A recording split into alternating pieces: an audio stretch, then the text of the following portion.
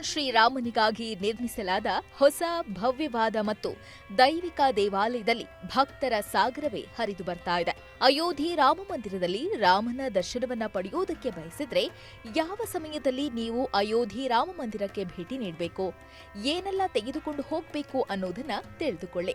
ಶ್ರೀರಾಮ ಜನ್ಮಭೂಮಿ ತೀರ್ಥಕ್ಷೇತ್ರ trust ಪ್ರಕಾರ ರಾಮ ಮಂದಿರಕ್ಕೆ ಭೇಟಿ ನೀಡುವ ಮತ್ತು ಆರತಿಯಲ್ಲಿ ಭಾಗವಹಿಸುವ ಭಕ್ತರು ಪಾಸ್ ಪಡೆಯುವುದು ಕಡ್ಡಾಯವಾಗಿರುತ್ತೆ.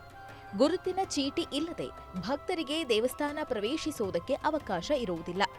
ಭಕ್ತರು ತಮ್ಮ ಆಧಾರ್ ಕಾರ್ಡ್ ಅನ್ನ ತಮ್ಮೊಂದಿಗೆ ಕೊಂಡೊಯ್ಯಬೇಕು. ಪಾಸ್ ಮಾಡುವುದಕ್ಕೆ ಭಕ್ತರು ಯಾವುದೇ ಶುಲ್ಕವನ್ನ ಪಾವತಿಸಬೇಕಾಗಿಲ್ಲ. ಇದು ಭಕ್ತರಿಗೆ ಉಚಿತ ವ್ಯವಸ್ಥೆಯಾಗಿರುತ್ತೆ. ದೇವಸ್ಥಾನದಲ್ಲಿ ಜಾಗರಣೆ ಮತ್ತು ಶೃಂಗಾರ ಆರತಿಯ ಸಮಯವು ಬೆಳಿಗ್ಗೆ 6:30ಕ್ಕೆ ಇರುತ್ತೆ.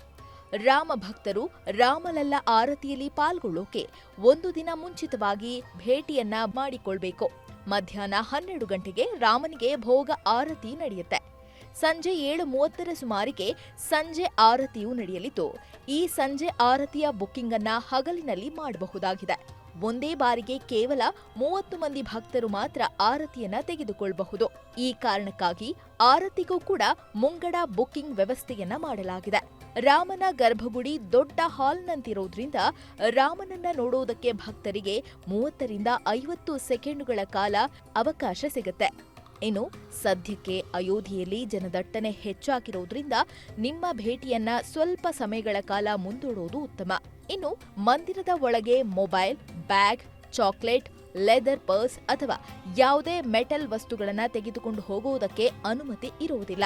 ಅಕ್ಟೋಬರ್ನಿಂದ ಮಾರ್ಚ್ನವರೆಗೆ ಅಯೋಧ್ಯೆಗೆ ಭೇಟಿ ನೀಡುವುದಕ್ಕೆ ಉತ್ತಮವಾದ ಕಾಲವಾಗಿದೆ. ಸದ್ಯಕ್ಕೆ ಅಯೋಧ್ಯೆ ಮಂದಿರದಲ್ಲಿ ಭೋಜನದ ವ್ಯವಸ್ಥೆ ಇಲ್ಲದೆ ಇರುವುದರಿಂದ ಊಟದ ವ್ಯವಸ್ಥೆಯನ್ನ ನೀವೇ ಮಾಡಿಕೊಳ್ಬೇಕಾಗತ್ತೆ. ಇನ್ನು ಮಂದಿರ ನೋಡುವುದಕ್ಕೆ ಬರುವವರು ಮೊದಲೇ ಲಾಡ್ಜಿಂಗ್ ವ್ಯವಸ್ಥೆಯನ್ನ ಮಾಡಿಕೊಂಡು ಬರುವುದು ಉತ್ತಮ. ಅನುಕ್ಷಣದ ಸುದ್ದಿಗಳಿಗಾಗಿ ವಿಸ್ತಾರ ನ್ಯೂಸ್ ಯೂಟ್ಯೂಬ್ ಚಾನೆಲ್ ಸಬ್ಸ್ಕ್ರೈಬ್ ಮಾಡಿ.